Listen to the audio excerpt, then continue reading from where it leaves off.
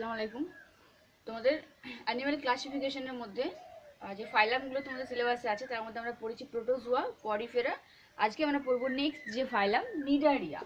এই নিডারিয়া কথাটা আমি যখন তোমাদের অ্যানিমেল টিস্যু পড়িয়েছিলাম সেখানে নার্ভাস টিস্যু পড়াতে গিয়ে বলেছিলাম যে প্রথম যে নার্ভাস টিস্যু বা প্রথম টিস্যুর উৎপত্তি লক্ষ্য করা গেছে কোন পর্বের মধ্যে, সেটা ছিল নিডারিয়া। অর্থাৎ তুলনামূলকভাবে প্রোটোজোয়া পরিফেরার তুলনায় একটু অ্যাডভান্স বা একটু উন্নত ক্যারেক্টার সম্পূর্ণ যেটা সেটা হচ্ছে নিডারিয়া। কারণ দেখো প্রোটোজোয়া পরিফেরাতে বলেছি যে ওরা শুধুমাত্র সেল দ্বারা গঠিত, কোষ দ্বারা, সেখানে কিন্তু কোনো কলাতন্ত্র গঠিত হয়নি। কিন্তু এই ক্ষেত্রে আমরা বলছি যে নিডারিয়া একমাত্র প্রথম ফাইলাম যে পর্বের প্রাণীদের কি দেখা গিয়েছে না কলাতন্ত্র উপস্থিত। কি কলাতন্ত্র? কানেকটিভ টিস্যু নয়, কিন্তু যোগ কলা থাকে না, কি থাকে? এপিথেলিয়াল এবং নার্ভাস। এবার দেখো এই নিডারিয়াকে বলা হয় সিলেন্ট্রেটা, অর্থাৎ লম্বা সিলেন্ট্রেটা ফাঁপা গহযুক্ত সিলেন্ট্রেটা বলা হয়ে থাকে নিডারিয়া পর্বের প্রাণীদেরকে। তো এদের কিছু জেনারেল ক্যারেক্টার আছে, কিছু স্পেশাল ক্যারেক্টার আছে। তোমাদেরকে স্পেশাল ক্যারেক্টারগুলো বিশেষ করে মনে রাখতে হবে এমসিকিউ কোশ্চেনের জন্য। আর তোমরা কোশ্চেন ব্যাংক বা রায় মার্টিনের যে কোশ্চেন ব্যাংক আছে সেটা তোমরা দেখলেই বুঝতে পারবে যে কী কোশ্চেন আসতে হয় বা বিগত বছর এসেছে, কিংবা একটা বড় কোশ্চেন আসতে পারে। ঠিক আছে, দেখো তো এই নিডারিয়া উৎপত্তি হয়েছে কোথা থেকে? নিডোব্লাস্ট থেকে। ঠিক আছে, তার আগে বলি এই যে নিডারিয়া, এই নিডারিয়াটা গ্রিক শব্দ, যেখানে নিডল এটা হচ্ছে একটা কি শব্দ? নিডারিয়া হচ্ছে একটা গ্রিক শব্দ। দেখো নিডারিয়া একটা গ্রিক শব্দ, ঠিক আছে, যেখানে গ্রিক শব্দ নিড মানে হচ্ছে তোমার দংশক কোষ।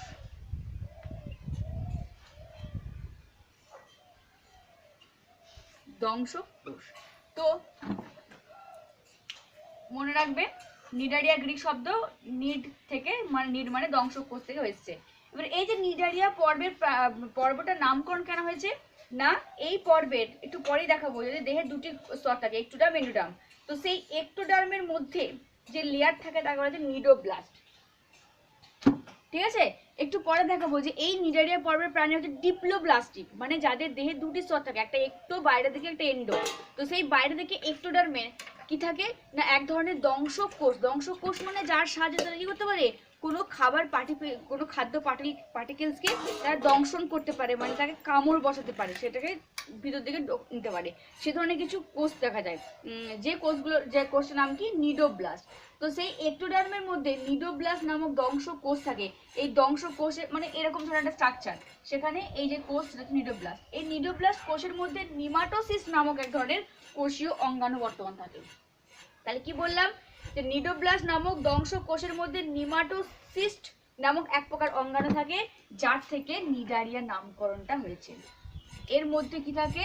নিমাটোসিস্ট। নিমাটোসিস্ট এটা হচ্ছে এক ধরনের কোষীয় অঙ্গাণু। তোমাদের বইতে এর থেকে বেশি ডিটেলস কিছু নেই।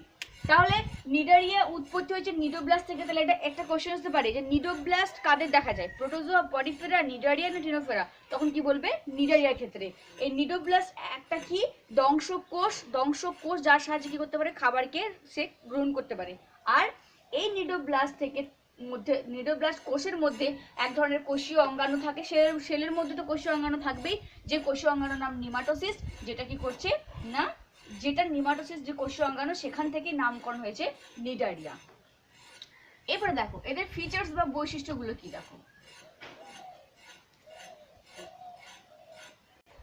দেখো তাহলে ফার্স্ট আমরা নিডারিয়ার বৈশিষ্ট্য পড়বো কি? হ্যাবিট আর হ্যাবিটাল। নিডারিয়া বললাম একটা গ্রিক ওয়ার্ড, যেটা উৎপত্তি হয়েছে নিডোব্লাস্ট থেকে। নিডোব্লাস্ট কোষের মধ্যে থাকা নিমাটোসিস্ট থেকে উৎপন্ন হয়েছে নিডারিয়া কথার নামটা। প্রথম হ্যাবিট আর হ্যাবিটেট, এদের বাসস্থান বা কেমন ধরনের এদের থাকে? এরা হচ্ছে বেশিরভাগটাই জলজ, এরা বেশিরভাগই হচ্ছে সামুদ্রিক, এরা বেশিরভাগ হচ্ছে সামুদ্রিক প্রাণী। ঠিক আছে, তবে এদের মধ্যে হাইড্রা যেটা আছে সেটা ফ্রেশ ওয়াটার।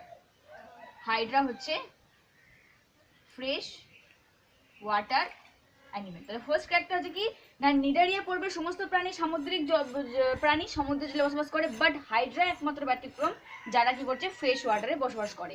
নেক্সট হচ্ছে কি এই যে নিডারিয়ার মধ্যে কিছু কিছু নিডারিয়া পর্বের প্রাণীদের মধ্যে কিছু আছে যারা সেসাইল, যারা কি বললাম সেসাইল, ওবেলিয়া। দেখো এই ওবেলিয়া হচ্ছে সেসাইল, সেসাইল মানে হচ্ছে যারা কি চলাফেরা করতে পারে না, যারা চলাফেরা করতে পারে না, যেমন ওবেলিয়া। ওবেলিয়া হচ্ছে নিডারিয়া পর্বের একটা প্রাণী। আর কিছু আছে, আর কিছু প্রাণী ফ্রি সুইমিং। ফ্রি সুইমিং মানে যারা কি করতে পারে, হাঁটাচলা করতে পারে, ফ্রি সুইমিং।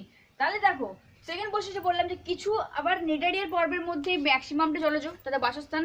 কিছু হচ্ছে সেসাইল মানে যারা একটা জায়গার মধ্যে কোনো কিছুর সঙ্গে আবদ্ধ হয়ে থাকে, এবং যখন জলের প্রবাহ হয় সেখানে কোনো যখন খাদ্য তারা পায় তখন সেটাকে তারা ভিতর দিকে প্রবেশ করায়। তাহলে এক জায়গার মধ্যেই তারা এক জায়গাতেই অবস্থান করে থাকে, তাদেরকে সেসাইল বলা হয়। কারা? ওবেলিয়া যে প্রাণী তারা। আর কিছু ফ্রি সুইমিং করে যাকে বলা যায় অরেলিয়া। এটা হচ্ছে অরেলিয়া। তাহলে দেখো এখানে একটা কোশ্চেন আসতে পারে। দেখো অরেলিয়া অর্থাৎ যারা কি বললাম যে চলাফেরা করতে পারে, যারা চলাফেরা করতে পারে, এক জায়গা থেকে আরেকটা জায়গায় মুভ করতে পারে, নিডারিয়া পর্বভুক্ত প্রাণী।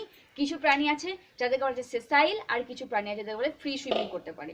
কারা? তাহলে কোশ্চেন আসতে পারে যে সেসাইল করে কারা? ওবেলিয়া যুক্ত ওবেলিয়ারা। আর অরেলিয়া হচ্ছে তোমার কি প্রাণী? যারা চলাফেরা করতে পারে। দুটো ক্যারেক্টার হলো। আর হচ্ছে কি কিছু কিছু নিডারিয়া আছে যারা এককভাবে থাকে। থার্ড ক্যারেক্টার হচ্ছে কি হ্যাবিটেটের মধ্যে বলছি কিছু কিছু নিডারিয়া আছে, কিছু নিডারিয়া পর্বের প্রাণী যারা কি করে এককভাবে অবস্থান করে, একা একা ভাবে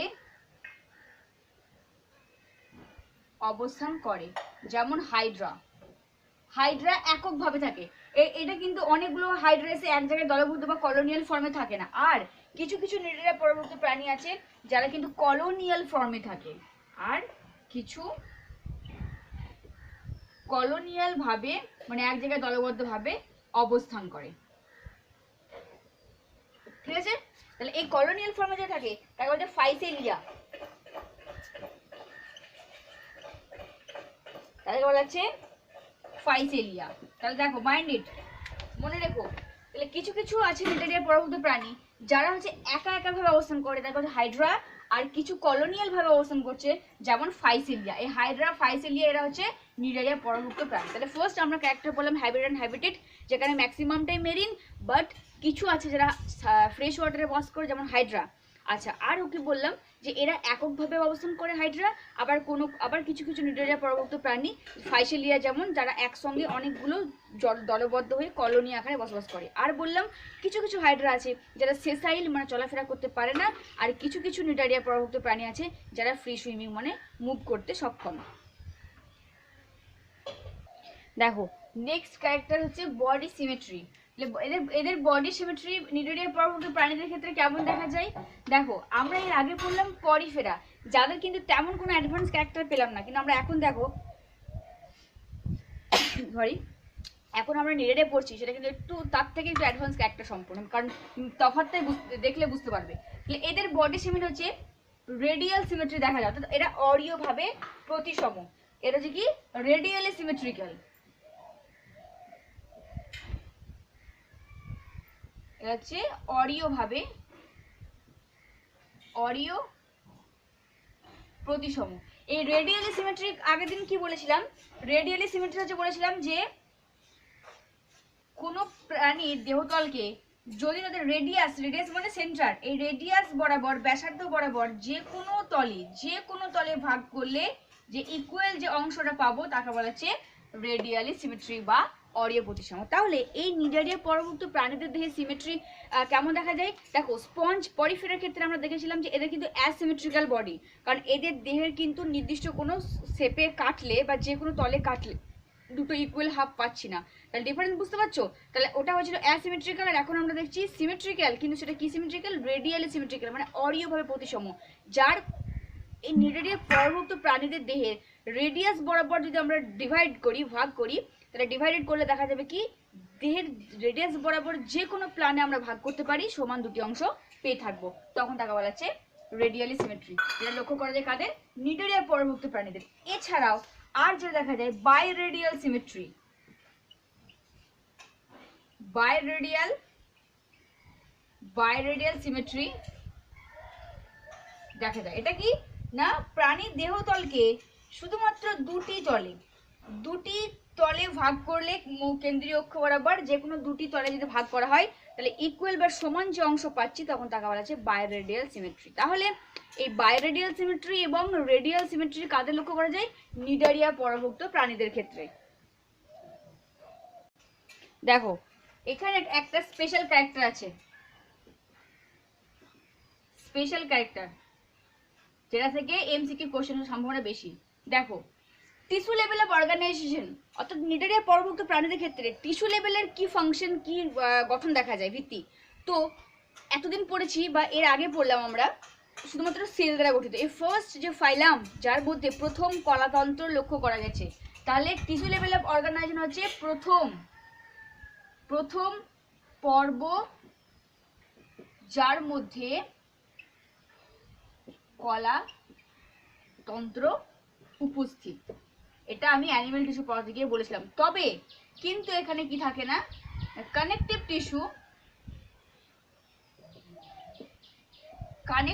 টিস্যু থাকে না, কিন্তু নার্ভাস টিস্যু প্রেজেন্ট। এটা হচ্ছে স্পেশাল ক্যারেক্টার। মনে রাখবে যে কোন পর্বের প্রাণীদের ক্ষেত্রে প্রথম কলাতন্ত্র বা কলার উপস্থিতি লক্ষ্য করা আছে? নিডারিয়া ফাইলামের ক্ষেত্রে ফার্স্ট। এবারে এখানে দেখো একটা টার্ম ইউজ করেছি যেখানে কানেকটিভ টিস্যু থাকে না বাট নার্ভাস টিস্যু উৎপত্তি লক্ষ্য করা গেছে। আচ্ছা কানেকটিভ টিস্যু কেন থাকে না? কারণ আমরা এর পরেই দেখবো যে এর বডি স্ট্রাকচার যদি দেখি, মানে বডি ওয়াল যদি দেখি, তাহলে দেখবো যে দুটো স্তর নিয়ে গঠিত, ডিপ্লোব্লাস্টিক। তো এর আগে প্রথম যখন এই ক্লাস শুরু করার সময় বলেছিলাম ডিপ্লোব্লাস্টিকের ভিত্তিতে ভাগ ক্লাসিফিকেশন করা হয়েছে, ট্রিপ্লোব্লাস্টিকের ভিত্তিতে ক্লাসিফিকেশন করা হয়েছে। What is diploblastic? যে সমস্ত প্রাণীদের দেহ দুটি মাত্র স্তর নিয়ে গঠিত, বাইরে এক্টোডার্ম, ভিতরে এন্ডোডার্ম, নো মেসোডার্ম, কোনো মেসোডার্ম লেয়ার থাকে না, তাকে বলা হচ্ছে ডিপ্লোব্লাস্টিক। আর ট্রিপ্লো মানে 3, যেখানে একটো, এন্ডো এবং মেসো তিনটে বর্তমান। তাহলে এই নিডারিয়া পরভুক্ত প্রাণীদের ক্ষেত্রে শুধুমাত্র দুটি লেয়ার থাকে, বাইরে একটো, ভিতরে এন্ডো, মাঝে মেসোডার্ম লেয়ার থাকে না। আর এই কানেকটিভ টিস্যু উৎপত্তি কোথা থেকে? না মেসোডার্মাল লেয়ার থেকে। তাহলে যদি মেসোডার্মাল লেয়ারটাই না থাকে ভ্রূণের, তাহলে সেখানে কানেকটিভ টিস্যু উৎপত্তি হবে কি করে, তাই না? সেজন্য এদের কানেকটিভ টিস্যু থাকে না, বাট নার্ভাস টিস্যু বর্তমান। এটা স্পেশাল ক্যারেক্টার। প্রথম কাদের মধ্যে কলাতন্ত্র উপস্থিতি লক্ষ্য করা যায়। দেখো নেক্সট ক্যারেক্টার হচ্ছে দেহের স্তর। এটাও মনে রাখবে, স্পেশাল ক্যারেক্টারের মধ্যে রাখবে, এটা স্পেশাল। তো এই স্পেশাল ক্যারেক্টারের মধ্যে দেখো দেহের স্তর বা জার্ম লেয়ার। আমরা পরিফেরার ক্ষেত্রে পড়েছিলাম যে তিনটে লেয়ার থাকে, কি? বাইরে পিনাকোডার্ম, ভিতরে কোয়ানোডার্ম, আর মাঝখানে কি পড়েছিলাম যে মেসেনকাইম লেয়ার থাকে। এখানে ক্ষেত্রে দেখো দেহের স্তর, এদেরও কিন্তু দুটো লেয়ার থাকে। কি কি? এরা হচ্ছে ডিপ্লোব্লাস্টিক, এরা হচ্ছে ডিপ্লোব্লাস্টিক মানে দ্বিস্তরীয় প্রাণী।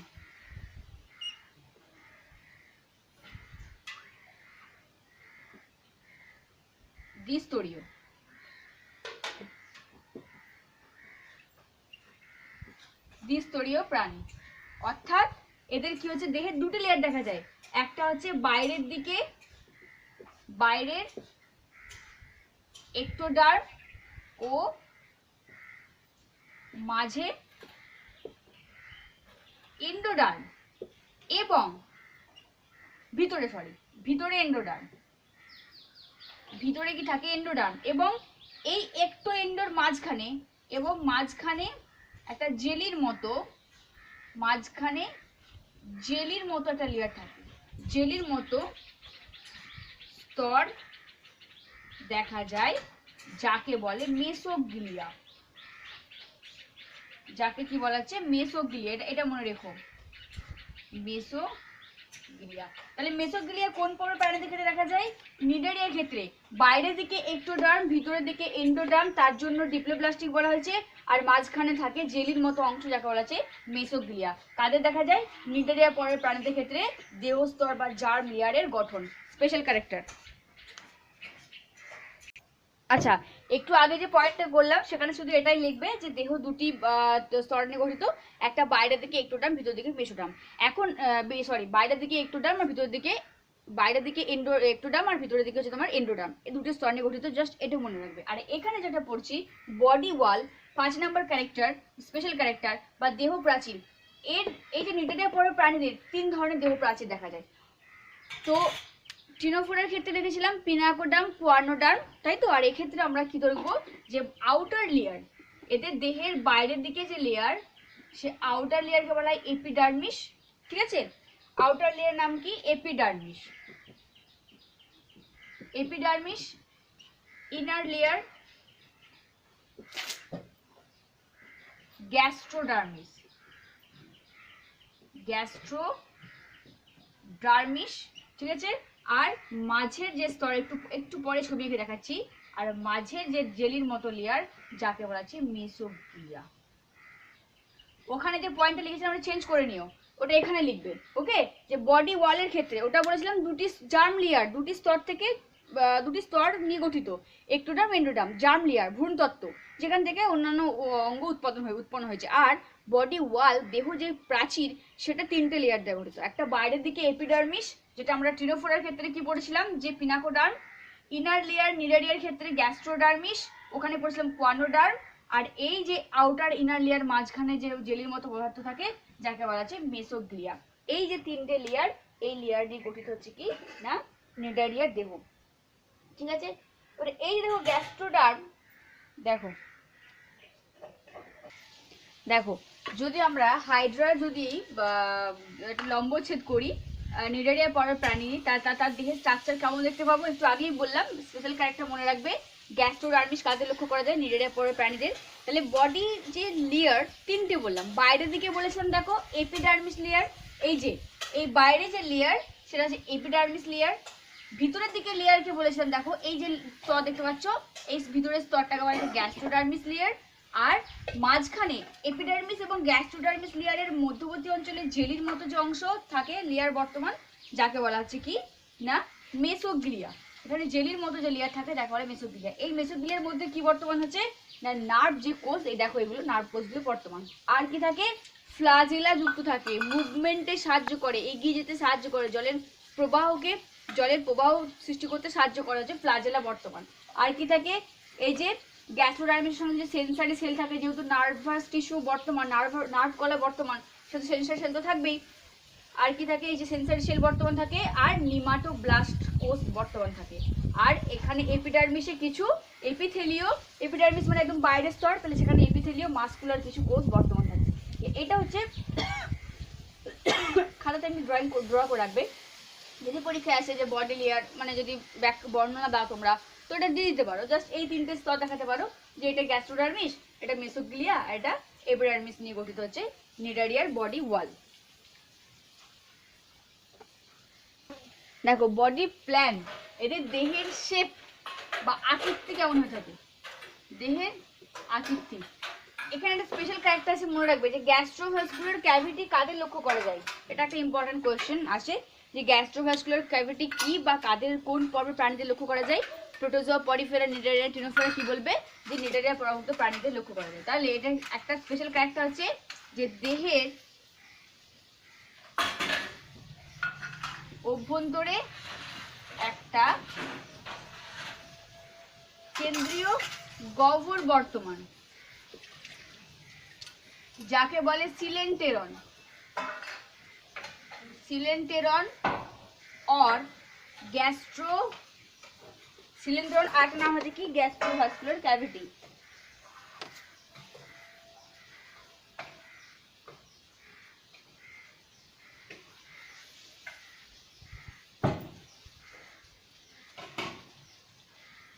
বা গ্যাস্ট্রোভাস্কুলার গহ্বর। এটা কোথা থাকে? তাদের দেহের যে লেয়ার সেই গ্যাস্ট্রোডার্মিস লেয়ার, সেই লেয়ারের মধ্যবর্তী অংশে একটা কেন্দ্রে একটা গহ্বর বা ক্যাভিটি থাকে, যে গহ্বর বা ক্যাভিটির নাম হচ্ছে গ্যাস্ট্রোভাস্কুলার ক্যাভিটি। এটার কাজ কি? এই গ্যাস্ট্রোভাস্কুলার ক্যাভিটির এর কাজ হচ্ছে যখন তারা মুখ দিয়ে খাবারটা গ্রহণ করে তখন সোজাসুজি এসে এই গ্যাস্ট্রোভাস্কুলার ক্যাভিটিতে এসে পৌঁছায় এবং সেখানে এসে কি করে, তাহলে এর কাজ হচ্ছে, সেই গহ্বরটার কাজ হচ্ছে যে খাদ্য পার্টিকেলকে ডাইজেশন করে। তাহলে খাদ্যকে, খাবারকে কি করতে সাহায্য করে? ডাইজেশন। খাদ্যকে ডাইজেশন করে, ডিস্ট্রিবিউশনে সাহায্য করে, ডিস্ট্রিবিউশনে হেল্প করে, আর কি করে, এবং যেগুলো আনডাইজেস্টেড ফুড, যেগুলো অপাচিত খাদ্য, সেগুলোকে আবার মুখের সাহায্যে দেহের বাইরে বের করে দেয়। এবং যেগুলো অপাচিত খাদ্যকে মুখ দিয়ে বার করে। এখানে একটা ইম্পর্টেন্ট কোশ্চেন দেখো, কিন্তু এদের একটু পরে বলবো, এদের দেহে কিন্তু একটাই মাত্র ওপেনিং আছে, ব্লাইন্ড সেক বলা হয়, মানে এদের মুখমণ্ডল বর্তমান কিন্তু অ্যানাস থাকে না, তার ফলে এরা যেদিকে খায় সেদিকে আবার কি করে, ত্যাগ করে। মানে এই যে গ্যাস্ট্রোভাস্কুলার ক্যাভিটি বলছি, যেটা দেহের কেন্দ্র গহ্বরে অবস্থিত, ওই প্রাণীর প্রতিটা নিডারিয়া পর প্রাণীদের দেহের, যেখানে খাবারটা মুখ দিয়ে গ্রহণ করার সঙ্গে সঙ্গে কি হচ্ছে, সেটা কোথায় পৌঁছাচ্ছে? গ্যাস্ট্রোভাস্কুলার ক্যাভিটি বা সিলিন্ড্রনে। এই গহ্বরে যে স্পেস, সেখানে যাওয়ার পর সে খাবারটা তারা কি করছে, ডাইজেশন করছে সেই স্পেসে, আর খাবারটাকে ডিস্ট্রিবিউশন করতে সাহায্য করছে। আর যেগুলো অপাচিত খাদ্য থেকে যাচ্ছে এই গহ্বর থেকে, আবার সেগুলো পুনরায় মুখের মধ্য দিয়ে দেহের বাইরে বের হয়ে যাচ্ছে, কারণ দেহের একটাই মাত্র ওপেনিং। তাহলে গ্যাস্ট্রোভাস্কুলার ক্যাভিটির কাজ কি? খাদ্যকে ডাইজেশন করা, ডিস্ট্রিবিউশনে সাহায্য করা এবং অপাচিত খাদ্যকে মুখ দিয়ে বা মুখমণ্ডল দিয়ে দেহের বাইরে বের করা। ওকে, এটা কি এবং কাজ দুটোই করে রাখবে। এবারে দেখো, তাহলে বডি প্ল্যানের প্রথম স্ট্রাকচার বললাম যে এদের গ্যাস্ট্রোভাস্কুলার ক্যাভিটি বর্তমান, আর এই গ্যাস্ট্রোভাস্কুলার ক্যাভিটির কাজ কি। আর একটা পয়েন্ট আছে যে এখানে আর এক ধরনের ক্যারেক্টার লক্ষ্য করা যায়, কি? Blind sac type body plan. Blind sac type body plan মানে হচ্ছে তোমার থলির মতো দেখতে, কিন্তু একটা দিক ওপেনিং আর একটা দিক ক্লোজ, দেখা হচ্ছে ব্লাইন্ড স্যাক টাইপ, যার হচ্ছে কি, যার মাউথ বর্তমান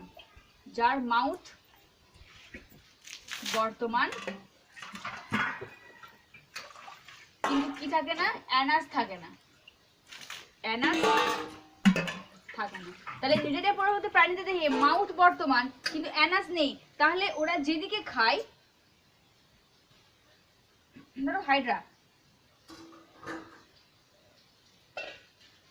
এই হাইড্রার হাইপোস্টোম, অর্থাৎ এই মুখমণ্ডল দিয়ে খাবারটা এসে তাদের এই যে গহ্বর, সেই গহ্বরে গিয়ে পৌঁছায়, সেখানে খাদ্যের ডিস্ট্রিবিউশন হয়, খাদ্য ডাইজেশন হয়, তারপরে মুখমণ্ডলের মধ্যে খাবারটা দেহে প্রবেশ করার পর অপাচিত খাদ্যটা আবার কি হচ্ছে, পুনরায় আবার এইভাবে দেহের বাইরে মুখমণ্ডলের সাহায্যে বার হয়ে যায়, অর্থাৎ এদের কোনো অ্যানাস থাকে না। তাহলে এটা একটা ক্যারেক্টার বডি প্ল্যানের মধ্যে পড়ছে, নোট করে নাও।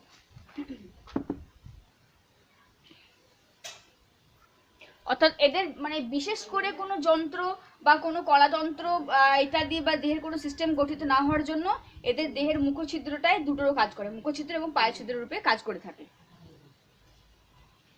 আর কি থাকে, এদের দেহের যদি স্ট্রাকচার দেখা যায় তাহলে দেখা যাবে কি, এদের দেহের উপরে প্রশ্ন মাউথ পার্টে কি থাকে, কোর্সিকা বর্তমান থাকে।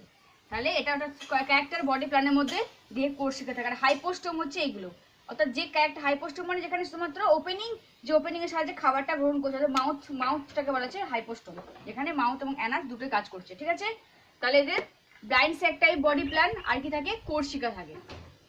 এবার দেখো, এদের বডি ফর্ম থাকে দুটি স্টেজে। এটা একটা বিশাল ইম্পর্টেন্ট ক্যারেক্টার, পরীক্ষা আসে যে নিডারিয়া পরভুক্ত প্রাণীদের দেহে জীবনচক্রের কয়টি দশা দেখা যায়? তাদের জীবনচক্রের দুটি দশা দেখা যায়, একটা পলিপ দশা বা অযৌন দশা, আর মেডুসা দশা বা যৌন দশা। আগে পয়েন্টটা লিখি, তাহলে নিডারিয়া পর্বের প্রাণীদের দুটি জীবন দশা দেখা যায়। কি? একটা হচ্ছে পলিপ দশা বা অযৌন দশা, আর 2 হচ্ছে মেডুসা বা যৌন দশা। তাহলে পরীক্ষায় আসে একটা কোশ্চেন যে পলিপ দশা এবং মেডুসা দশা কাদের দেহে কাদের কোন পর্বের প্রাণীতে লক্ষ্য করা যায়। এমসিকিউ কোশ্চেন, বারবার বলছি, যখন পড়ানোর সময় যে কোশ্চেনগুলো বলবো সেগুলো পাশে লিখে নেবে কোশ্চেন বলে, ঠিক আছে? তাহলে এখান থেকে একটা নিটের কোশ্চেন আসতে পারে যে পলিপ দশা এবং মেডুসা দশা কাদের লক্ষ্য করা যায় কোন পর্বের প্রাণীদের ক্ষেত্রে, না নিডারিয়া পর্বের প্রাণীদের ক্ষেত্রে। পলিপ দশা যেটাকে বলা হচ্ছে অযৌন দশার মাধ্যমে জীবন দশা চক্র সম্পন্ন করে, আবার কিছু কিছু ক্ষেত্রে মেডুসা দশা বা যৌন দশার মাধ্যমে জীবন সম্পন্ন করে। এবার দেখো, যদি আমরা সমস্ত নিডারিয়া পর্বের নিডারিয়া যে ফাইলাম সেখানকার সমস্ত পর্বের প্রাণী নিডারিয়া মানে পর্বের সমস্ত প্রাণীদের আমরা যদি স্টাডি করি তাহলে দেখবো যে সেখানে কিছু কিছু প্রাণী আছে যারা দেখতে অনেকটা টিউবের মতো, টিউব শেপ, যাদেরকে আমরা বলবো পলিপ দশা। আর কিছু কিছু প্রাণী আছে যারা দেখতে আমব্রেলা বা ছাতার মতো আকৃতি, যাদেরকে বলা আছে মেডুসা দশা। তাহলে কি বললাম, এগুলো হচ্ছে কি তাদের মানে তাদের হচ্ছে তোমার অবস্থান মানে হচ্ছে কি প্রাণীরা দেখতে কেমন সেই শেপ অনুযায়ী তাদের পলিপ এবং মেডুসা নামকরণ করা হয়েছে। কিছু কিছু প্রাণী আছে যারা টিউবের মতো দেখতে, যাকে বলা হচ্ছে পলিপ দশা। আর কিছু কিছু প্রাণী আছে যারা আমব্রেলা শেপের মতো দেখতে, তাদের জীবনচক্রের দশাটা আমব্রেলা শেপ সাইজের মতো, যাদেরকে বলা হচ্ছে কি মেডুসা দশা। এরপর এটা আলাদা আলাদা প্রাণীদের ক্ষেত্রে লক্ষ্য করা যায়। এই যে বললাম কিছু প্রাণীদের পলিপ, কিছু প্রাণীদের মেডুসা। আবার এক ধরনের প্রাণী আছে যাদের দেহে অর্থাৎ একটাই দেহে 2 ধরনের জীবন দশা সম্পন্ন হয়, কি পলিপ এবং মেডুসা উভয় দশা। এটা একটা বিশাল ইম্পর্টেন্ট কোশ্চেন, কাদের দেহে, ওবেলিয়া। তাহলে একটা শর্ট কোশ্চেন হচ্ছে নিটের জন্য, এটা কোন প্রাণীদের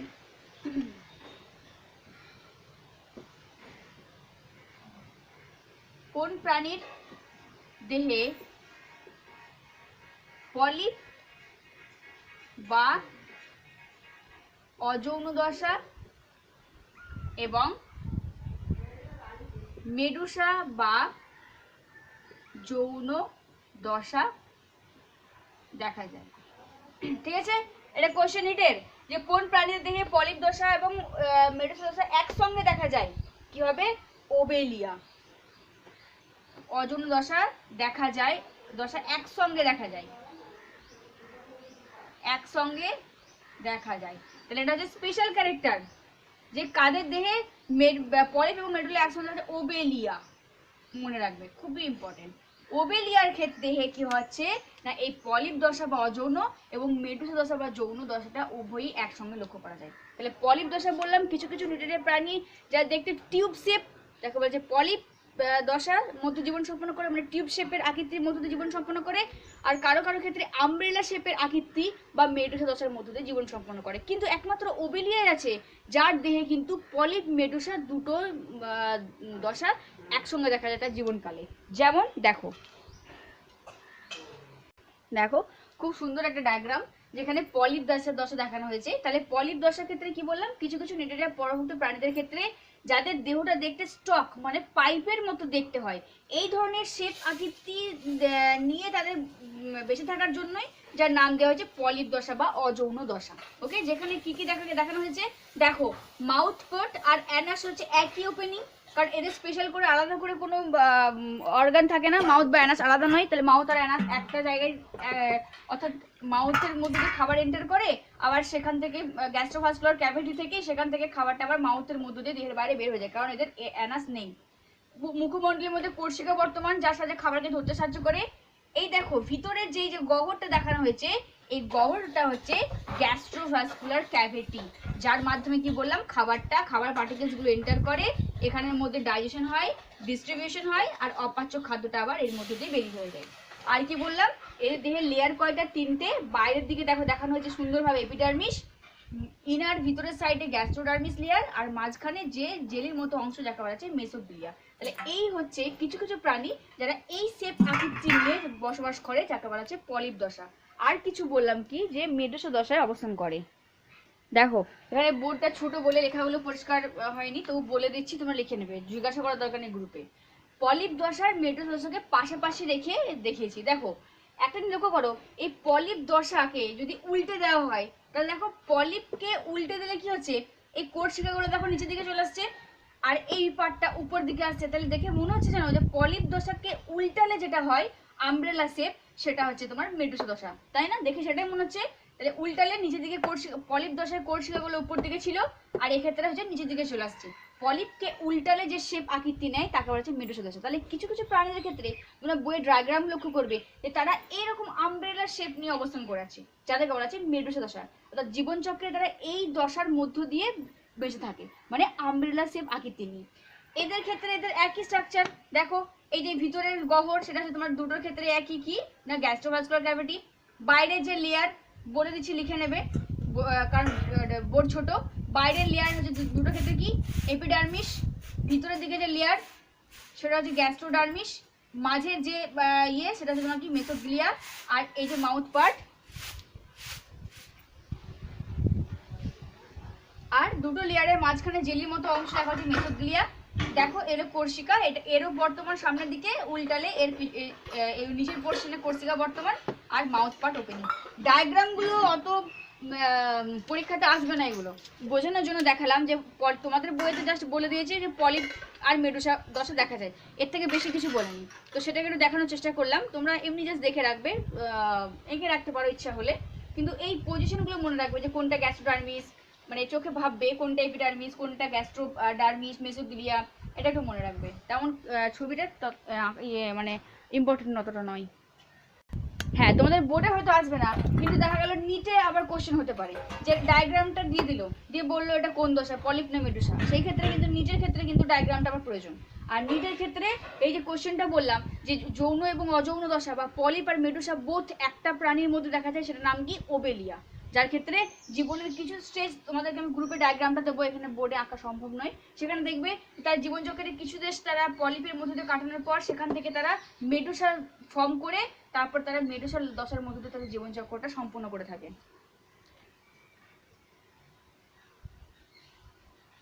দেখো তোমরা টেনে পড়েছো যৌনক্রম কাকে বলে। ডিপ্লয়েড সেট যখন হ্যাপ্লয়েড সেটে পরিণত হয়, আবার সেখান থেকে যখন ডিপ্লয়েডে পরিণত হচ্ছে, তখন সেটাকে বলা হচ্ছে আমরা কি জানি যে যৌনক্রম। অর্থাৎ অল্টারনেশন অফ জেনারেশন, মানে সাইকেল যখন চলতে থাকে 2n থেকে n আবার n থেকে 2n, এটাকে আমরা যৌনক্রম বলছি। তো কিন্তু এই ক্ষেত্রে ঠিক নেডারিয়া প্রাণীদের ক্ষেত্রে যৌনক্রম দেখা যায়, কিন্তু ট্রু যৌনক্রম মানে সত্যিকারের যৌনক্রমটা লক্ষ্য করা যায় না। এই ক্ষেত্রে কি হচ্ছে, মানে এখানে পলিপ আর মেডুসা উভয় হচ্ছে 2n মানে ডিপ্লয়েড, এটা উভয় হচ্ছে ডিপ্লয়েড। কিন্তু আমরা ট্রু যৌনক্রম, সত্যিকারের যৌনক্রম মানে কি জানতাম, যেখানে জীবনচক্রে 2n দশা থেকে n দশা আবার n থেকে 2n দশা সম্পূর্ণ হওয়াকে বলেছিলাম যৌনক্রম। কিন্তু এখানে ঠিক একটু অন্যরকম, যেহেতু এটা অনুন্নত প্রাণী, তো তাই এদের ক্ষেত্রে পলিপ দশা থেকে মেডুসা দশা এবং মেডুসা দশা থেকে পলিপ দশায় যে পরিবর্তন হওয়াটাকে বলা হচ্ছে যৌনক্রম, যেখানে ডিপ্লয়েড থেকে ডিপ্লয়েড হয়। এখানে কিন্তু হ্যাপ্লয়েডের কোনো ব্যাপার নেই। ওকে, আর একটা জিনিস একটা ইম্পর্টেন্ট এখানে মনে রাখবে, তাহলে এদের যৌনক্রম দেখা যায় কটা দশার মাধ্যমে, দুটি, কি কি পলিপ আর মেডুসা দশার মধ্য দিয়ে যৌনক্রম সম্পন্ন হয়। আর একটা আছে মেটাজেনেসিস। মেটাজেনেসিস দেখো এটা কি, মেটাজেনেসিস হচ্ছে যৌনক্রম দেখা যায় পলিপ আর মেডুসা দশার মধ্য দিয়ে নিডারিয়ার ক্ষেত্রে, ঠিক আছে। অর্থাৎ পলিপ থেকে কি হচ্ছে মেডুসা, আর মেডুসা থেকে আবার পলিপ দশায় ফর্ম করছে, একে বলা হচ্ছে সেক্সুয়ালি,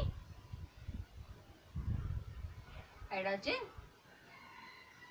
সেক্সুয়ালি মানে অযৌন, পলিপ দশা অযৌন দশা, সে অযৌন দশা থেকে যৌন দশায় কনভার্ট হচ্ছে, আবার যৌন দশা থেকে অযৌন দশায় কনভার্ট হচ্ছে। এই পরিবর্তনটাকে বলা হচ্ছে মেটাজেনেসিস। এটা কাদের মধ্যে দেখা যায়, তাহলে নিটে একটা কোশ্চেন, নিট কোশ্চেন, মেটাজেনেসিস কাদের লক্ষ্য করা যায়, নিডারিয়ার মধ্যে।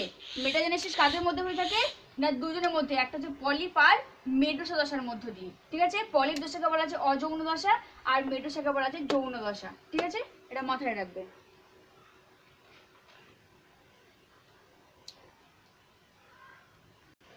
দেখো এদের দেহের বডি স্কেলিটন, আমরা আগে পড়েছিলাম স্পিকিউল হয়েছিলাম কাদের ক্ষেত্রে না, বডি ফেরার ক্ষেত্রে স্পিকিউল বা কাঁটার মতো কিছু স্কেলিটন দিয়ে গঠিত, মানে হাড় বোন দ্বারা গঠিত। এখানে ঠিক বোন বা কার্টিলেজ থাকে না।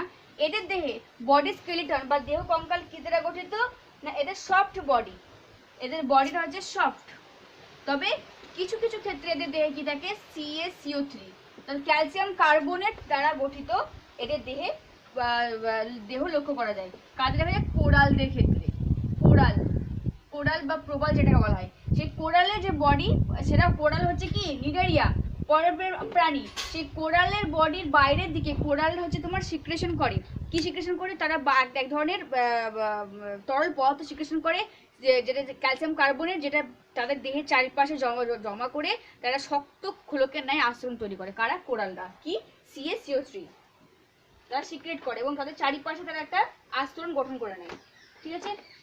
এই কোরাল বা প্রবাল হচ্ছে অ্যাকচুয়ালি তারা সমুদ্রের নিচে থাকা একটা পাহাড়ের মতো, কখনো কখনো একটা বিশাল তারা আকৃতি বা পুরো সমুদ্রের অনেকটা স্পেস জুড়ে তারা অবস্থান করে, খুব উঁচু পাহাড়ের মতো।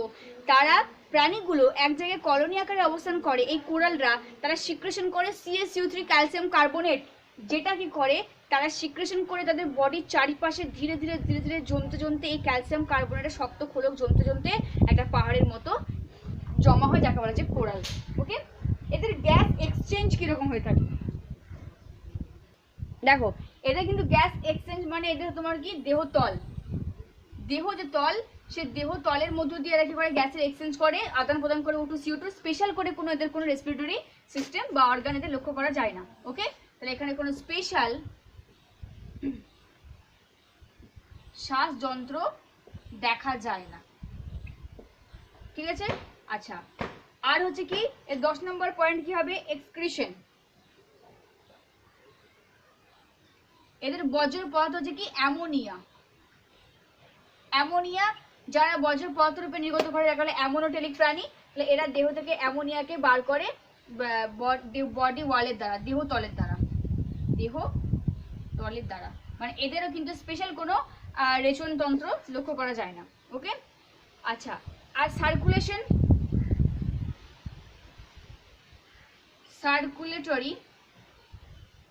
সার্কুলেটরি সিস্টেম কি দেখা যায়? সংবহনতন্ত্র। নিউরেটে পড়বে প্রাণীদের ক্ষেত্রে এদেরকে ওই যে বললাম স্পেশাল করে কোনো সার্কুলেটরি সিস্টেম নেই, কিন্তু গ্যাস্ট্রোভাস্কুলার ক্যাভিটির মধ্য দিয়ে তারা কি করে খাবারটা এসে এবং দিয়ে তরলটা জমা হয় এবং সেখানে ডাইজেশন হয়ে থাকে। ওকে, নার্ভাস সিস্টেম অবস্থিত, কমপ্লিট না হলেও এখানে নার্ভ দেখা যায়, কিন্তু পরিফেরার ক্ষেত্রে আমরা দেখেছিলাম যে এখানে কিন্তু নার্ভাস সিস্টেম লক্ষ্য করা যায় না। তাহলে 12 হচ্ছে নার্ভাস সিস্টেম। কি হচ্ছে? এদের দেহে কিন্তু network of cell, nerve cell লক্ষ্য করা যায়। নেটওয়ার্ক অফ নার্ভ সেল মানে এই নার্ভ যে কোষ, সে কোষের জালক আকারে, মানে নেটওয়ার্ক যেমন জালের মতো বেশি থাকে, ঠিক সেরকম এই কোষ, নার্ভ কোষগুলো ওদের দেহে জালক আকারে অবস্থান করে থাকে। ঠিক আছে? এছাড়া এদের নিউরনে কিছু সেন্সারি সেল থাকে, ডায়াগ্রামে দেখিয়েছিলাম কিছু সেন্সারি কোষ বর্তমান থাকে। আর এদের একটা জ্ঞানীন ইন্দ্রিয় রূপে বা সেন্স অর্গান রূপে স্ট্যাটোসিস্ট থাকে। কি বললাম? জ্ঞানীন ইন্দ্রিয় রূপে স্ট্যাটোসিস্ট, এটা মনে রাখবে। স্ট্যাটোসিস্ট মানে সেন্স অর্গান, সেন্স অর্গান। তাহলে নিউরেটিভ পরবর্তী প্রাণীদের ক্ষেত্রে সেন্স অর্গান রূপে স্ট্যাটোসিস্ট বর্তমান থাকে, এটা একটা স্পেশাল ক্যারেক্টার। স্ট্যাটোসিস্ট কাদের দেখা যায়? নিউরেটিভ পরবর্তী প্রাণীদের ক্ষেত্রে সেন্স অর্গান রূপে কাজ করে। ঠিক আছে? আচ্ছা, এই স্ট্যাটোসিস্টটা কাদের দেখা যায় না? এটা একমাত্র বর্তমান থাকে মেডুসা দশা ওবেলিয়ায়। ওবেলিয়া প্রাণীর মেডুসা দশা, মেডুসা দশায়, মানে তাদের তো বললাম যে ওবেলিয়া পরবর্তী প্রাণীদের বললাম জীবনচক্রের দুটি স্টেজ দেখা যায়। একটা বললাম কি পলিপ আর মেডুসা, যে পলিপ দশা পার করার পর যখন মেডুসা দশা স্থান পরিবর্তন করে, মানে আমব্রেলার মতো শেপ নেয়, তখন তাদের ক্ষেত্রে এক ধরনের সেন্স অর্গান দেখা যায়, দেখা যায় স্ট্যাটোসিস্ট। দেখো এদের ডাইজেশন কেমন লক্ষ্য করা যায়? বহিঃকোষীয় অন্তঃকোষীয় পরীক্ষা, এটা ইম্পর্টেন্ট কোয়েশ্চেন, যে বহিঃকোষীয় এবং অন্তঃকোষীয় পরিপাকে দেখা যায় কাদের ক্ষেত্রে? নিডারিয়া। রিপ্রোডাক্টিভ এদের কেমন দেখা যায়? এরা মেল এবং ফিমেল আলাদা হয় না, জনন সম্পূর্ণ করে বাডিং ফর্মেশন বা কোর সৃষ্টির মাধ্যমে। তোমাদের বই এটার ডিটেলস নেই, তবু দেখাচ্ছি। মানে ধরো এটা হাইড্রা, এটা হাইড্রা, ঠিক আছে? তো এই হাইড্রার এটা জনিত জীব দেহ বা মাতৃদেহ, মেন বডি। এখানে কি হয়, ছোট্ট মতো একটা অংশ ফুলে ওঠে, ঠিক আছে। এই যে মাতৃদেহ থেকে এই ফোলা অংশটা ধীরে ধীরে ধীরে ধীরে বৃদ্ধিপ্রাপ্ত হয়ে, তাহলে কোর বলা হয় এই অংশটা। জনিত জীবদেহে যখন কোনো অংশ যে কোনো জায়গা একের বেশি হতে পারে, যখন এই ধরনের ফুলে ওঠে এবং সেই অংশটা যখন ধীরে ধীরে বৃদ্ধিপ্রাপ্ত হয়ে এই ধরনের একটা হাইড্রার আকৃতি নিয়ে থাকে, এবং পরবর্তীকালে কি হয়, সেটা এই মেন যে দেহ সেখান থেকে আলাদা হয়ে নতুন করে একটা হাইড্রা তৈরি করে, একে বলা যায় কোরকোদ্গম। তাহলে এইভাবে তারা যৌন জননের মাধ্যমে জনন সম্পন্ন করে। কিভাবে? কোরকোদ্গমের দ্বারা, বা বাডিং ফর্মেশন যেটাকে বলা হয়। জনিত জীবদেহে একটা অংশ ফুলে ওঠে, সেই ফোলা অংশটা ধীরে ধীরে বৃদ্ধিপ্রাপ্ত হয়ে মাতৃ জীবদেহের মতো আকার ধারণ করে, অর্থাৎ একটা আবার নতুন হাইড্রা শেপ নেয়। এবং যখন এই যে ফোলা অংশটা বা জনিত জীবদেহের মতো আকৃতি শেপ নিয়ে নেয় এবং পরিণত হয়, তখন জনিত বা মাতৃ জীবদেহ থেকে এই অংশটা বার্ড অংশটা খসে পড়ে যায় এবং নতুন করে একটা হাইড্রা সৃষ্টি করে। এইভাবে পুনরায় চলতে থাকে। বার্ডিং ফর্মেশন বা কোরকোদ্গমের মাধ্যমে নিডারিয়া কি করছে, তার জনন সম্পন্ন করে থাকে। তোমাদের লাস্ট যে স্পেশাল ক্যারেক্টার, এটা মনে রাখবে, এটা যে স্পেশাল ক্যারেক্টার সেটা কি, লার্ভা দশা। পরীক্ষা আসতে পারে প্লানুলা লার্ভা না প্লানুলার লার্ভা কাদের দেখা যায় না, ওবেলিয়ার ক্ষেত্রে দেখা যায়। হাইড্রোলা লার্ভা ওবেলিয়া, স্কাইফিস্টোমা জেলিফিশ, ইফাইরাল জেলিফিশ। তাহলে পরীক্ষায় কোশ্চেন এলো যে ইফাইরাল লার্ভা কোন পর্বের প্রাণী দেখা যায়, protozoa, Porifera, Cnidaria, ctenophora, Cnidaria. তাহলে এই চারটে নাম কিন্তু মনে রাখতেই হবে। তোমাদের পরিফেরার ক্ষেত্রেও পড়েছিলাম। তাহলে প্লানুলা লার্ভা, হাইড্রোলা লার্ভা, স্কাইফিস্টোমা লার্ভা এবং ইফাইরাল লার্ভা লক্ষ্য করা যায় কাদের ক্ষেত্রে, নিডারিয়া পরভুক্ত প্রাণীদের ক্ষেত্রে। এটা একটা ইম্পর্টেন্ট কোশ্চেন।